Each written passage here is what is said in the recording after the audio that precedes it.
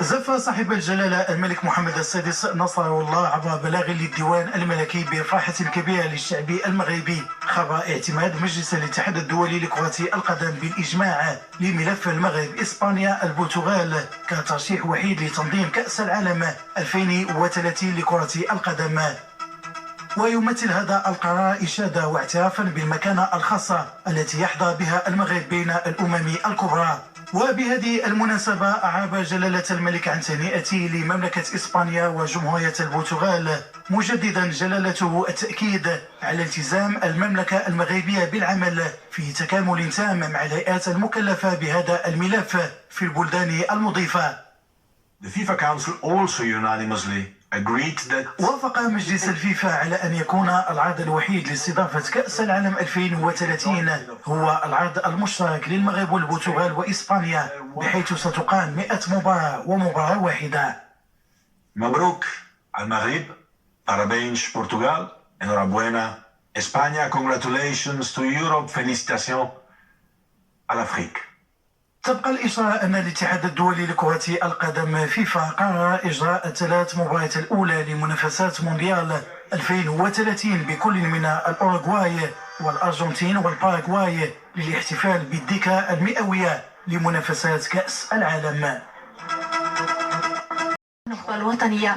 المواجهة الأولى ستكون ودية أمام منتخب الكوت ديفوار في 14 من أكتوبر الحالي، فيما الثانية تدخل في إطار تصفيات كأس إفريقيا للأمم، ويواجه خلالها المنتخب الوطني منتخب ليبيريا في 17 من شهر أكتوبر الجاري، وفيما يلي لائحة لاعبي المنتخب الوطني الذين وجهت إليهم الدعوة.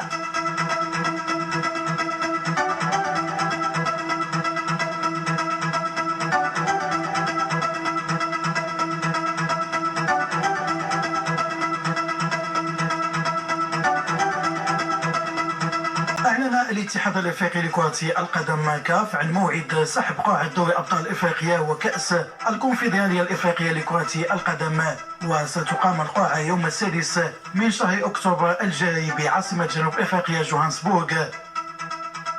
ويتواجد ممثل كرة القدم الوطنية في دوري أبطال إفريقيا الوداد الرياضي في التصنيف الأول إلى جانب أندية الأهلي المصري والترجي التونسي وصن داونز الجنوب الأفريقي، هذا في الوقت الذي يتواجد فيه نهضة بركان في التصنيف الأول من كأس الكونفدرالية الإفريقية رفقة الزمالك المصري واتحاد العاصمة وريفيز يونايتد النيجيري.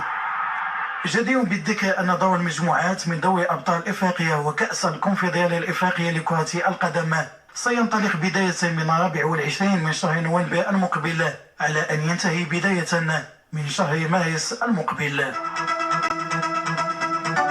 حقق فريق الوداد الرياضي فوزه الثالث في بطولة هذا الموسم بعد فوزه على نهضة أتلتيك زمامرة ب3 أهداف ل1 ضمن منافسات الأسبوع الخامس من البطولة الاحترافية لكرة القدم.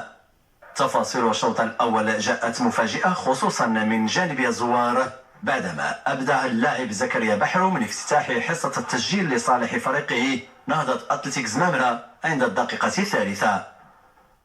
هدف منح الزوار الكثير من الثقة، وهنا كادوا أن يضيفوا هدفا ثانيا في الدقيقة 11 أمام اندهاش الجميع، إلا أن الوداد عاد في النتيجة وأفلح في تعديل الكفة بواسطة لاعبه سامبو عند الدقيقة 21.